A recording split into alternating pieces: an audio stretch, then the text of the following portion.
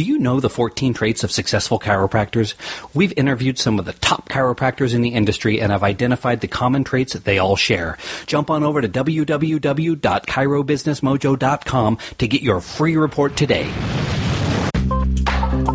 Welcome to the Chiro Business Mojo podcast, where we deconstruct the methods, marketing, and mindset of successful business people and chiropractors from around the world. And now your host, Dr. Richard Day.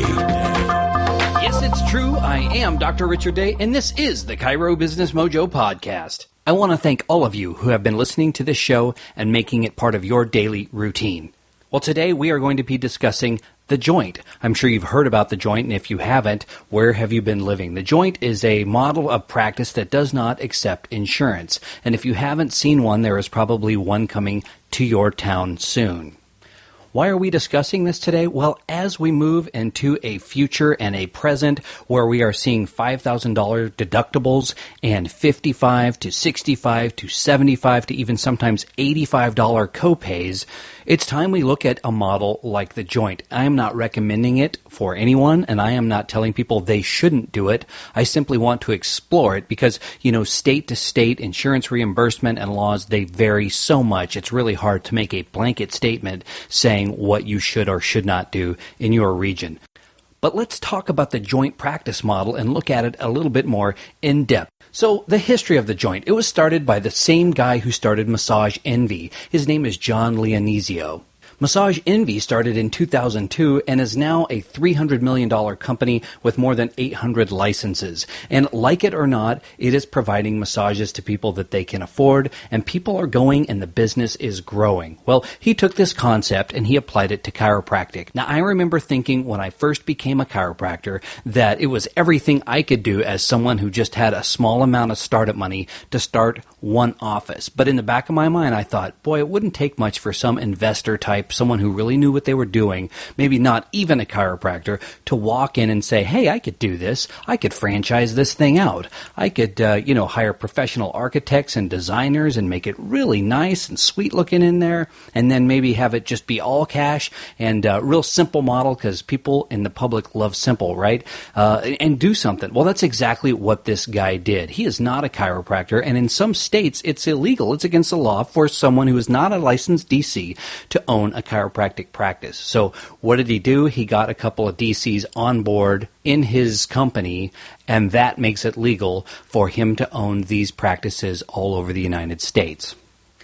So what's the concept? Well, there are no appointments necessary, and the doctors don't diagnose anything other than a subluxation. You walk in and you say your neck hurts, that's fine. It's a $39 cash charge. They don't accept insurance. They don't do PI because they are not going to diagnose. They're going to walk in, you say your neck hurts, you have a subluxation, here we go. So if you want that single visit, it's $39 per visit, but you can get a package, and that's going to bring it down to as cheap as $20 a visit. Or you can get a plan, which is like a subscription, where for $59 a month, you can come up to 4 times a month, which brings your visits down to about $15 per visit. I think you have to sign a year contract for that. So when Mr. Leonizio came up with this, he didn't just jump in. He did some polling. And what he found out was the number one reason people didn't want to go back to the chiropractor is because they did not want to deal with insurance. So he took insurance completely out of the equation and made it just between the doctor and the patient, which I think is a great thing. So that made it easy, and easy is good when you're dealing with the public. If it's really more than 2 or 3 steps, people get frustrated. So this really works to the joint's advantage. So what's it like to work for the joint? Well, not too bad, especially when you're fresh out of school. I once interviewed someone who was an employee of the joint who was thinking of coming to work for me, and he said he was making about $40,000 a year, and he was getting to treat a lot of folks, and his adjusting skills were getting really good. So what are the disadvantages of this model? Well, a lot of people, despite copays being so expensive and deductibles being so high, a lot of people still have really good insurance and want to use it. And even if they have an unmet deductible, they want things to count towards that deductible. They want to use that insurance. Plus, we all know when you're in insurance networks, people, especially when they move to a new area, the first thing they do is go online and figure out who takes their insurance. And a lot of times that's how they choose their provider. chiropractors who follow this model are going to lose out on what really amounts to marketing that is being listed on those insurance websites. So since the docs aren't diagnosing at the joint, that means they can't really treat for a PI case or an MVA case, an accident of any kind, and those are the ones that tend to pay really well. So that's a chunk of change that the joint has chosen not to really participate in. What is good about that? Well, that means they can get fairly low-skilled providers. They can get chiropractors who just walk in, stack them, and crack them. And that's not to say that there aren't some good chiropractors there. I've met a few, but it really makes the people who work there interchangeable, because the chiropractor isn't promising the sun, moon, and stars and then having to deliver. The chiropractor is doing the opposite. They're only promising something very basic, and it makes it very easy to deliver on. So this also makes it difficult when you're not diagnosing, you're not treating those cases, you are unable to network with other healthcare professionals like MDs or dentists for TMJ, MDs or neurologists for those injury cases. You just don't have access to that. So that's something, again, that they are missing out on.